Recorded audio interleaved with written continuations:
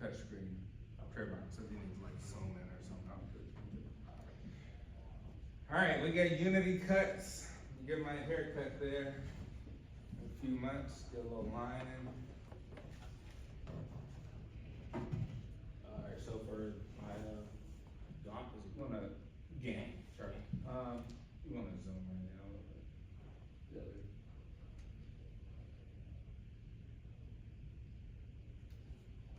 Okay, I just did like the start date, duration, and like the end date.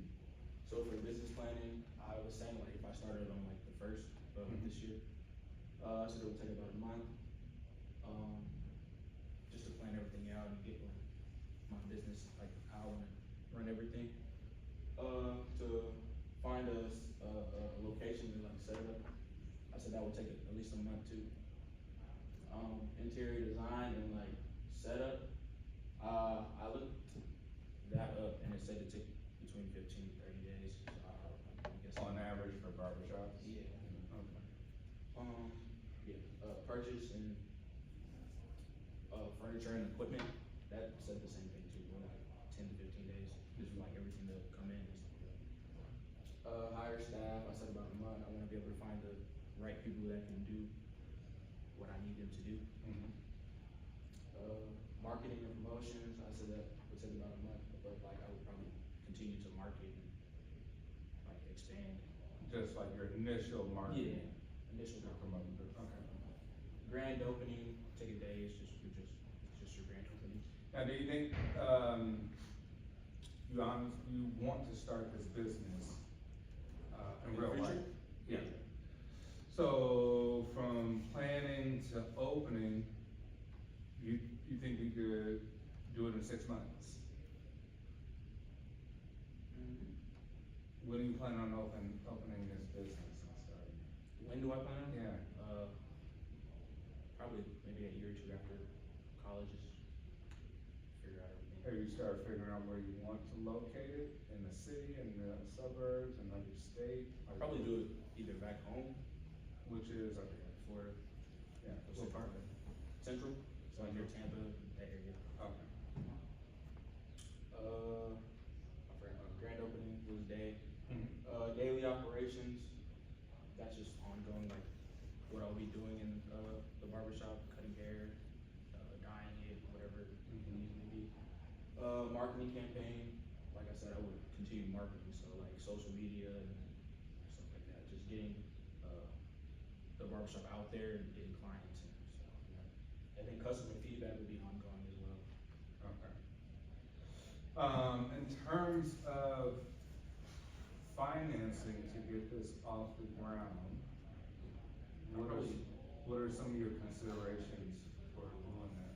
Either like a loan, like a bank loan or something like that. Have you thought about some alternative methods to doing it? Cause you're thinking how much to start the business? I think it was around 30, 30,000, 40,000, somewhere around there. Okay. I would say really start, considering the financial aspect of how are you gonna get this money and where will the money be sort of divvied out to, right? In terms of purchasing, leasing, or maybe think, instead of purchasing, equipment, your staff initially in that marketing. How much is it gonna cost for your market, right, to get the type of demand too? So I would also say, focus on what do you expect the demand to be when you first open up this place, right? In terms of looking at, well, I'm gonna open it up near Tampa, Florida. How many barbershops are near that location? What's the demographics like in terms of that? How expensive are people charging haircuts in that location? Stuff like that. Okay, cool. All right, thank you, Trevor.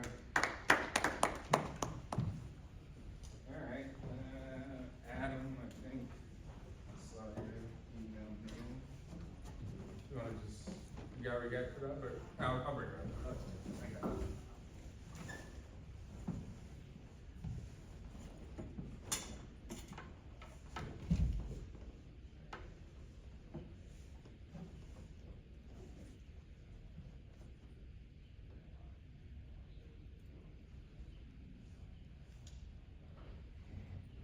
You need to zoom on it.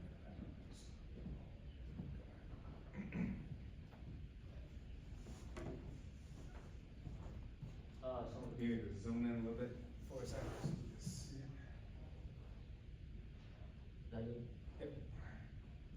So in total, I think the whole project will probably take about 12 weeks or 3 months. Mhm. And, the first thing I have to do is plan, so planning, I have to do product formulation and competitor analysis. So I pretty much already know what I want in every workout, and, In terms of, the actual formula Yeah. that's going in it. Okay. and, I'm already aware of what the competition is doing, so I think that'll take about a week. How big is the competition for you in terms of your research? Um, like there's only like, as far as I know, like maybe 3 companies that are doing something similar, Mhm. but, Online or in retail location? online. Online. Yeah. Are you still gonna do retail or I think I'm just gonna do online. just completely Yeah. online? Okay. So after that, I have to contact manufacturers, and that'll take about 3 weeks, I guess, because I wanna like, shop around and get a quote, find a deal. Have you started that? Yeah, I emailed them and I got like information about how long it would take, but not the pricing. Alright, and what about the, like, running into issues with the formula itself in terms of like Food and Drug Administration?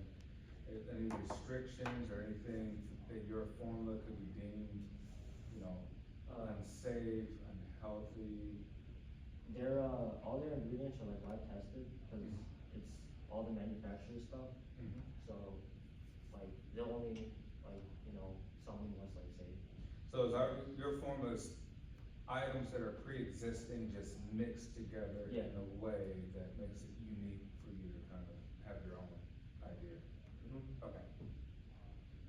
And, after I contact the manufacturers, I think I'll get like samples and just testing them just to make sure they taste good, that they work. And then after that, design, so, what I have to do is find the graphic designer, and I don't wanna skimp out on that, because, like, I think, like, there's this one company called Ghost, and their formula is not that good, but like their label, it's really good, so, Mm. pretty sure that's why they're popular. So your labeling is really important because it's just really the first impression that people have about the product, right? Yeah. In terms of the color on there, the graphics, all these things, okay. And then I wanna create a logo, and then design packaging and make a website, and the website probably takes about 3 weeks. And the website's just as important, right? Yeah. Because your website is your store. Right, okay. And then, after that, I have to order from the manufacturer, so what I have to do is send labels to them, so I'd have to buy them from either some company that prints them, or manufacturers, like the one I was talking to, they have like a graphic design team, so I can just work with them if I want to. And after I place an order, it should take about 5 weeks, they said. Where are you gonna house the inventory for this? Uh, Have you set up a plan to where you're like, hey, you know what, I'm working with a manufacturer to send it to a distributor or a place that can hold it, and in that place, I send in sales information for them to automatically ship out? Or you're like, that's too much money for me to have them to charge me to hold that, and I'm gonna hold it myself initially at some storage facility, at my house? Like, what is your plan for your inventory? For And now, shipping? I think I'll just do it at my house or like garage or something, because I don't think I would need that much space to order that much, Mhm. to house that much, cause I think they said the minimum order quantity was 288, and I'm assuming each tub is around like $20, that's what I saw online, from like people that used it. So if I wanna like stay within my budget, like, I wouldn't have so much inventory that I would need like a storage facility. So then you have, okay, you're holding it at the house, so now you have to factor in shipping, Yeah.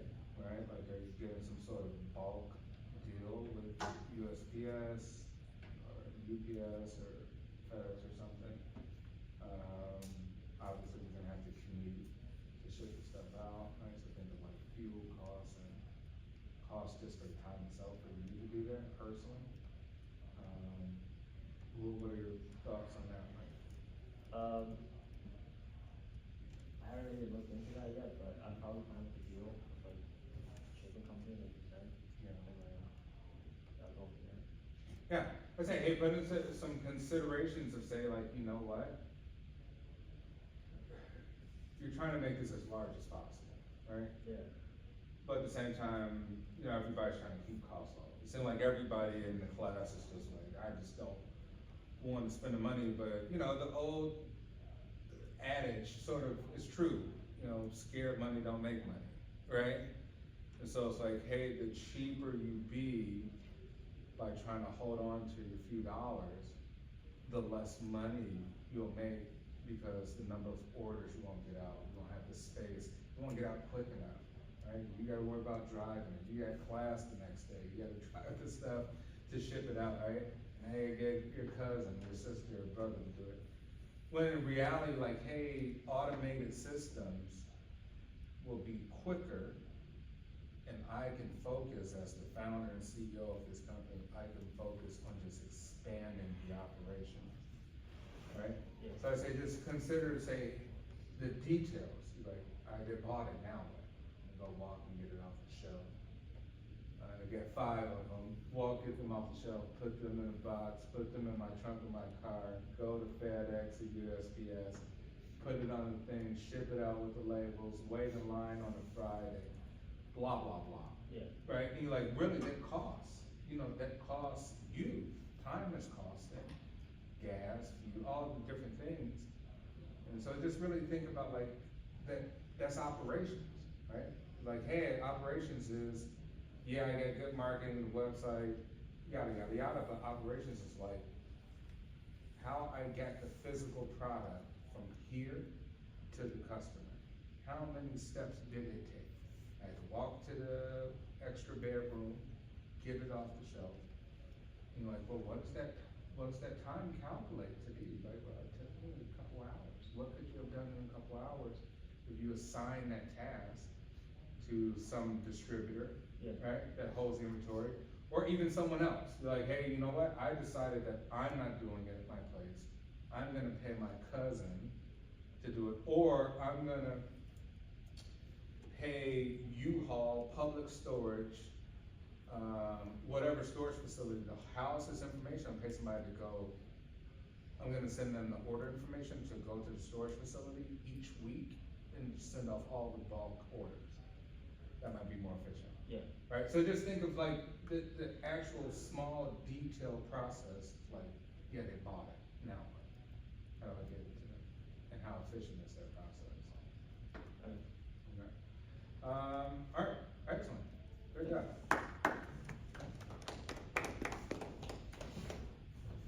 Alright, class, I mean, think of, when we're saying operations, this is very fine detail, right? Everybody got a business, go outside, everybody business, everybody's doing it great. Cause some people are just thinking differently on the tiny, tiny details of each process. Somebody has improved how they get one thing from point A to point B quicker than you, right? See, like, no, mine's better. Better is not necessarily always the best thing for customers, right? Quicker is sometimes better, right? You better, do I want a healthy meal or fast food? You see how many people are lined up at McDonald's when they go get some healthy food, right? Which means that human beings have gravitated more towards convenience, right? And affordability than sometimes, you know, things that take a long time, and even quality. But if it is quality, say it is the Louis Vuitton, it is the Gucci, or whatever it is you're trying to do, that also has to be sort of set up in a way that fits, a strategic fit for that particular thing, right? So if you go to Louis Vuitton and Gucci, it's an experience. Why is it an experience? Because it strategically fits mentally for what people expect of a high quality product. A certain way the store looks, right? How things are set up. So how you do things has to fit for what you're trying to do. And if you say, you know what, it just has to be another regular run-of-the-mill operation, then so be it, it is. You say, I'm not trying to do that. I'm just trying to get a slice of the pie, I'm not trying to be extra in any way. But you have competitors who are being extra, And usually, that's how you lose your business, right? So you lose your business because nobody did anything different. So when you drive down restaurants, all the restaurants fail and all these empty places, like what happened? Nobody thought anything different, it's just as simple, right? They just thought of the regular way of doing something. All right, who's next? Did you email? Okay. I'm not going by me. Yeah, me neither. Again, this is due at the end of this week on Blackboard, Okay. so I don't have to find out. I'm also not Alright, okay, cool. Alright, but that's enough, we get, hopefully get more throughout the week, maybe get a couple more people on Wednesday. Alright, we're gonna talk about forecasting next.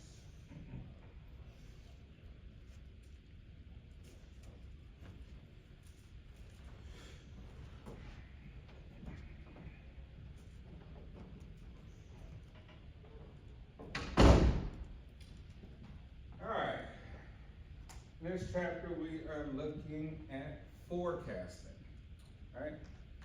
You got the business going, you start selling, right? Start selling haircuts, start selling pre-workout things, start selling baked goods. Right, you have your pest control treatment, vinyl sort of wrapping for cars, cleaning, and I forget yours. What's your business again? all the custom, things. Okay. Right, you have that. Now you have the operations. Time is moving forward, right? You're forward thinking. You have people working there and people buying things. How do you go about anticipating, projecting, or rather forecasting what you will make in the future? This is extremely important because this coincides with planning. How do you plan if you have no clue? You have no idea what you're going to make next month, what you're going to make next week, right? What you're going to make next year, right? You can't plan unless you have some sort of idea. So what is forecasting? How do you think most companies forecast? What are some of your thoughts on this? Yes? They look at their previous, sales, so they'll look at the previous quarter, previous year, previous whatever metric they have, and they'll base this next sale off of it. So for Subway, we do very small scale forecasting. Okay, we know there's a baseball game on Thursday, okay, then we make more bread because we know on Thursday there's a baseball game, and all the guys can come. So we do it on a very small scale of Yeah. week to week. Immediate sort of environmental things happening. Right, you say, hey, how do we forecast out? Different ways. Context matters, right? The context, what day is it? What month is it? What season is it? What time is it? You say, can we project or forecast for rush hour? Right, rush hour happens twice in a day, right? In the morning and in the afternoon. Right, can we project for seasonality, Christmas, Halloween, Thanksgiving, 4th of July, things of that nature. But for the most part, forecasting is best guess, right? There's some methods that may be better than others, and we'll look at some of those methodologies, but it's best guess, right? Usually it is a motivating tool to either get employees to able to kick in high gear to promote the stuff a little bit better, right? Your marketing team, you're trying to create demand that is larger than in the past, right? And so you plan accordingly with that forecast. Let me ask you all for your businesses, how do you plan on forecasting? Like, what are some of the tools or methods that you think you'll use to forecast? Yes? Mine would probably be weather, or season, or, holiday based, like you mentioned. Because bread sales and the use of bread can fluctuate throughout the year. So for fall, a lot of more bread is bought because people make soup. Or, you know, you make grilled cheese, we do tomato soup, so a lot more bread is bought at that time of the year. And then keeping with that, forecasting what things will sell more in certain times of the year. So I mentioned the fruit-based breads, those will sell more in the spring and summer, because they're more readily available, and people are very sensitive about the vibes of things. It feels springy, it Yeah. feels fall. Yeah, So by kind of forecasting how things feel based on seasons. gotcha. Alright, so what I hear is that you have what we'll call an independent variable. Something that is of extreme importance, that if this alters or changes, it kind of changes everything in our operations for the bakery, it's bread, right? So there's an emphasis on what we're looking at, our main sort of components of what we're doing in our operations and how that affects everything else, right? So we can say we can measure how bread will affect other features of our business, right? Amount of items that people will buy, the amount of sugar that we'll need, right? The amount of powder that we'll need. It all is relative to the main thing, which is bread, right? So we'll look at two things. One is an independent sort of factor. Other one is a dependent factor, a dependent variable. Everyone understand kind of the difference between the two in research, right? So we say independent is something that if you change, everything else sort of changes with it, right? Dependent variables are variables that depend on an independent variable, right? So you can change and look at the metrics depending on which variable you're looking at. All right, so we want to look at how managers can change demand patterns. How we can change patterns of demand. What are some ways you think we can actually change demand? Demand patterns. What are some interesting, intriguing ways that you can change? Like, hey, I don't have enough stuff, but I don't want it to look like we are going to run out of inventory.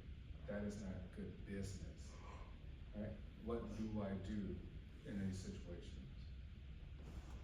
How do I curb the demand to slow it down so that I'm not sit here with a big sign to say, out of bread? What are some interesting things I could do as a manager?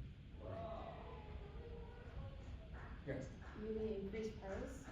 Yeah, you say, hey, what do we do? You're like, well, the worst thing is to be out of something, right? I increase price for bread.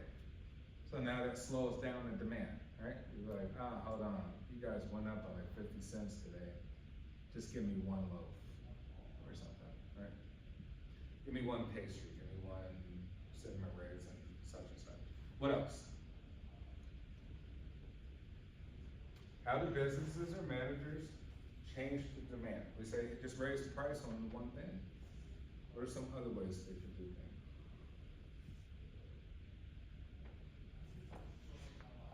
Think you just lower the price on something else, right? You drive demand elsewhere for something else. You lower the price and people are like, well, I'm spending my money more on this, so I'll kind of wait on that, right? All sorts of gimmicks that you can kind of do. I wouldn't call them gimmicks, but they're just relatively strategies for something, right? You can create sales and promotions for different things, right? Change it, buy one, get one free, right? Buy two, get one free, 50% off, 30% off, put something on clearance, right? Maybe you can put it in a different place. Let's say even with our pre-workout, you know, hey, we really gotta get rid of this stuff because it has not been selling. Although I run a website, I need to put it at the top now. So as you click on the website, boom, it's right there. 30% off this, and that. Why? Because we just got too much of it. I need to change the demand for this product, right? The demand's too slow, let me change it for some way, right? So we say, hey, we can teeter-totter with all sorts of different strategies, coming up with a strategy. All right, we'll look at some decision makings on it, calculate 5 basic measures. We'll look at those measures. We'll begin off looking at some sort of formulas that we can use for forecasting errors. There's always gonna be an error. The forecast is never perfect because usually it's best sort of hypothesis about something. but how we can look at those errors and become more efficient over time so that we make the errors less over time, right? Become way more proficient at the forecasting itself. And compare and contrast four approaches to judgmental forecasting, right? We can think of there's quantitative forecasting, right? We're using these basic formulas, subtracting previous quarter from present quarter to see what the difference is between the two. But then sometimes there's qualitative. Sometimes the metrics don't tell the whole story, right? Maybe it is a feeling, it is some feedback that our customers are giving to us in some way, right? We'll look at regression analysis, right? Using regression to make forecasts of one or more independent variables. And we say, well, independent variables, if you change that, usually many other things change, which we'll call dependent variables. And we'll look at making forecasts using the 5 most common statistical approaches for time series analysis, right? Time series analysis is relative to forecasting because we're looking at one time versus another, right? A present usually versus a historical period. And some big data approaches, right? Using some real complex methods and automation tools. All right, so what is a forecast? A prediction of future events used for planning purposes. Future events, right? It's not just sales. We're not thinking of forecasting sales all the time. How do we forecast the number of people that we need in the future to work there, right? How do we forecast our inventory for the future, right? Inventory is cash on the shelf. You literally have cash on the shelf, right? But you're holding that money. You need to get it out to customers. So when we think of making these predictions, we're not thinking of just sales, get rid of stuff. We're thinking of how much inventory to hold at a given time, the number of people we need within the operations. We could think of maybe the amount of money we may need at a given time for some reason, for purchasing. We could think of operations at a certain time. We're thinking of assembly lines, production. How many units could be predicted or projected to be produced at a given time.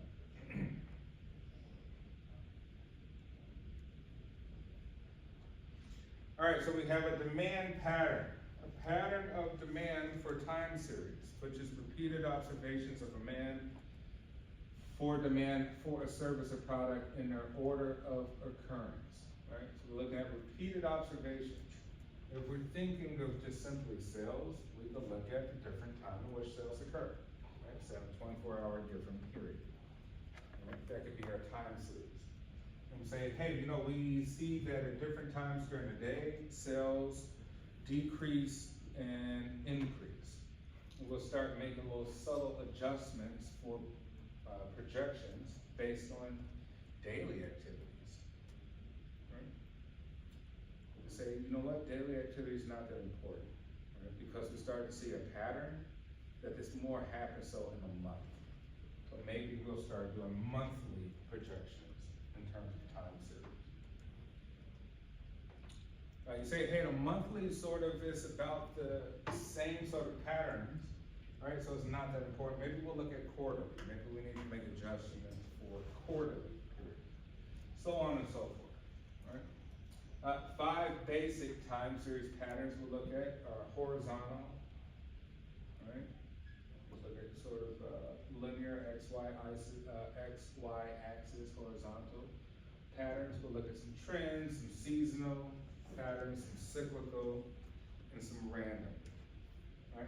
What can be trend patterns of demand? What could be an example of a trend pattern of demand? Yes? Something new that's popular, that's not really related to your business, but something tangential. Some new Taylor Swift song comes out, somehow it impacts your business because you have something Taylor Swift related. So that Yeah. trend will cause a demand spike. You say, hey, there's something new, but it seems to be relevant. It has a relationship to what I do, but it's new, right? Maybe I should pay attention to it, and maybe I should use it in the business operations. I should focus on it, and maybe bring it into the business, so maybe we can increase demand for this tie-in, this thing that has a relationship to what we do. Think of something. What could be a trend for your business? What could be something that has a relationship to what your operations are about that could kind of change demand? How about for pest control? What's something trendy that could be happening in the environment that would be relative to your operations? The only thing I can think of would be probably just temperature change. Yeah, you say climate, you're dealing with pests, and they're living in an environment, right? And that environment is very climate oriented, right? How harsh is the environment? Which you say, hey, the pests are eliminated. This is not a season for ants. I'm not getting calls for ants. This is a big problem, because ant control is a huge part of my business, right? You're like, why is it not a season for ants? Because it's a season of spiders, and the spiders have taken over, right? Something of the sort. It gets even that detail. You like, think of this almost from like a really bogus perspective. You'd be like, hey, you know what? I work with another group that reintroduces these species back into the area, right? And we create ant problems, mosquitoes, scorpion problems, right? Maybe you do, maybe you don't. Maybe you say it's not even unethical. Maybe you say, you know what, this is, I work with a group that actually try to conserve these species. Why? It's a good thing for the natural environment. It's also a good thing for my bottom line. Smart business, right? Thinking differently. A good business person says, I don't have ants, I don't eat. I don't have mosquitoes, I don't eat, right? If there's not spider problems, I don't eat, nor do the people who work for me eat. If there's not dirty apartments and houses, my cleaning company suffers, right? So you have to be working, yes. Part of this is also where social media in business comes in, is because monitoring even just online trends. Yeah. I noticed something with a lot of people getting their pools cleaned suddenly because pool cleaning videos got super stupid popular. Yeah. Or people wanting to make their own bread during lockdown. Because, well, I have all this time now, I'll make sourdough. Yeah. Social media is gonna be a huge asset in the coming years because it helps monitor those trends that are gonna cause a demand spike in businesses. Yes, you're driving perception. Cleaning company. You say, what would be good sort of methodology? One would say, hey, you know what? Our ads are targeted to people that have negative perceptions about dating people with dirty apartments. So our ads are creative in a sense of talking about people who say, hey, I had to cut that date short because this place was dirty. And those could be the ads and campaigns, right? Driving that there's a sort of perception about what's going on because it helps my business, right? So now automatically your customer is thinking, oh man, I need to keep a clean place. I don't have the time. They call it cleaning company, right? This is the creative thinking that is necessary in order to drive these patterns, right? And it's not just demand, but also resources available for things like that. All right, here's our illustration of horizontal patterns of demand, right? So we say data cluster about a horizontal line. So x-axis is time, and we're just looking at quantity. Very simple, right? We're just looking at how things have fluctuated over time in a horizontal manner from one time to a later period of time. Very simple to understand. You're just kind of looking at, hey, what happened previously and what happens later. All right, we see that there's some spikes here, and maybe we can try to identify some patterns, right? What you're trying to do here is use your brain to try to identify a pattern. You're like, well, why the spike? What happened here? And what happened here, can this be repeated to eventually make this line go up? Right? Like, what is interesting that happened right here? What's interesting happened right here? What is Also, what caused this? Why the drop? Why do people stop buying my stuff? Why do people stop caring about what I have to offer? What is occurring there, right? What's the data that sort of informs this particular type of graph?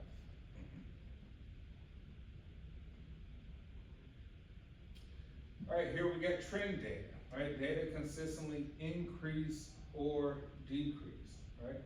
We say, what is a trend? Well, a trend is that there's upward growth.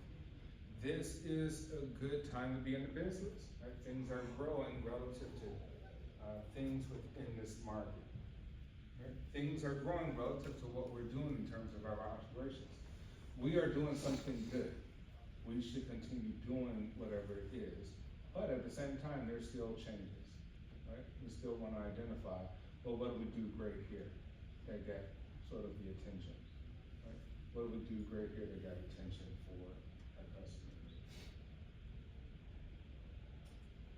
All right, seasonal, right? Seasonal. Data consistently shows peaks and valleys over a year, right? Over the frame time of a year. So we're thinking of from January to December, 12 months. We're looking at what happened to us in year one. And here we say quantity over year two. We have less quantity in year two and year one. We're trying to look at, hey, the peaks and valleys, why do we suffer this second year go round? And where do we suffer over the different seasons? Here we see there's a big jump here, June, July, August. So from August to September, October, we see that there's a huge amount of quantity needed for things, right? So therefore we need huge inventory between these. Maybe it's relative to we're selling things for like Halloween or something like that, for Thanksgiving. So we're looking at even patterns of inventory demand over different types of seasons. So we need to know what we need to have in store for those times.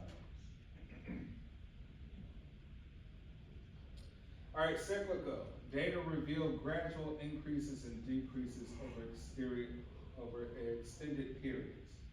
So here we say things are a cycle. We got the peaks and troughs, right? But they don't come as quickly as the others, right? The variations don't come as quickly as the other ones we saw previously. So we're looking over the 6-year span, right? So we're looking at patterns over 6 to 7 years. We could say, hey, from year 1 to year 3, we had a decline in quantity, things that we needed or things that were demanded. From year 3 all the way to year 6, there was a higher quantity. What was the reasons behind that? What can inform us about that pattern? And what could we do about it to increase? Right? What can we change? We're always thinking of change.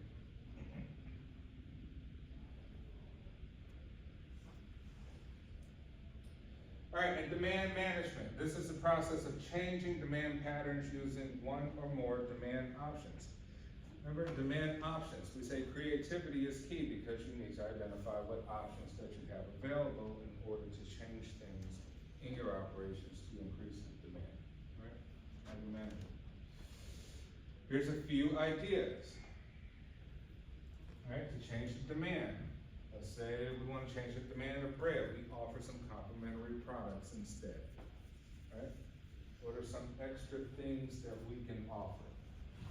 If you buy this one thing, we'll also give you this free thing as well too. If you purchase this one thing at 10%, you could get this other thing too, right? What about for our vinyl wrapping? What could be complimentary thing you can offer? A complimentary service, a complimentary product. Well, like a kid to take care of your rat, like after it's outside. Perfect. You say, hey, a complimentary product would be a self-serving kit, right? For you to manage this rat. Yeah, you got it, but now you can maintain it on your own.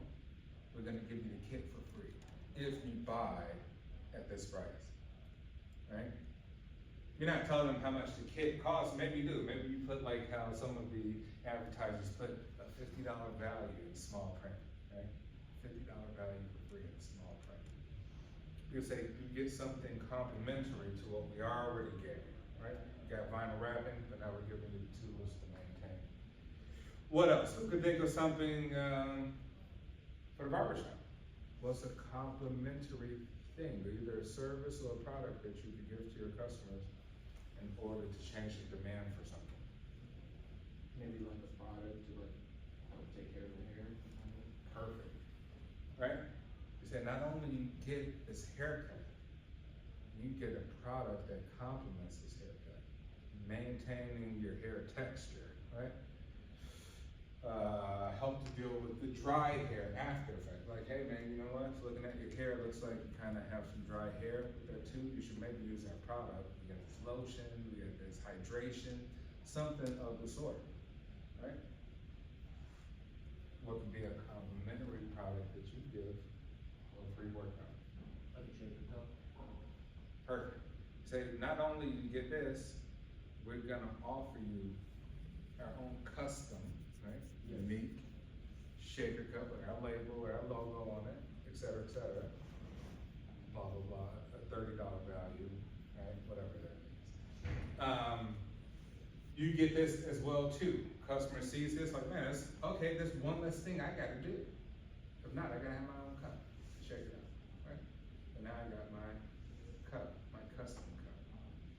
You're showing them the value of something. Promotional pricing. Right, promotional pricing. What could you do for promotional pricing? Maybe like if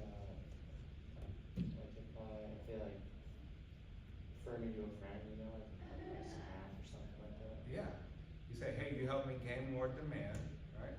By you getting a discount on if you bring another person, right? So promotional pricing is, hey, referral pricing. Refer somebody to this, you can get half off on your next service, right, for pest control. What about our bakery? What kind of promotional prices? When the seasons change, it almost goes like clothes almost. When the seasons change, certain things go on sale. So when winter's kind of over, we're going into spring, you put a 50% off or clearance tag on the, not older bread, but older style of bread. So if it was sourdough for winter, okay, well, we'll do 50% off for sourdough. Or if you buy a new loaf of the new bread, we'll throw in a loaf of sourdough. Yeah, you say, hey, we're gonna tag on old stuff at a discount with the new stuff that we, really want you to buy, right? I don't know for our harness, what could you think of for our harness system? I'm not really sure. I don't really. See how you See could how, yeah. promote. Okay. Come back to, what about for our custom? Maybe dispensing and free shipping. Free shipping, right? Perfect, everybody loves that. That to me is a huge driver, because automatically you're used to it with Amazon, eBay, whatever. You're used to free shipping, and so if you gotta pay extra shipping, even though it's the same price, right? The same price is included in shipping, but you putting it free drives demand, because you know that people think that they're getting a value by not seeing an extra number added on, tacked on to it for shipping, right? So free shipping is huge, which is probably gonna be a huge benefit for you too. It's gonna be a, tack on the price in the product, but just put free shipping on it. Everything free shipping, right? Because it's about perception, right? It's really about the perception. What's our time? 51. Okay. All right, we'll end off here. We'll come back to forecasting on Wednesday and look at some of our methods. All right, everyone.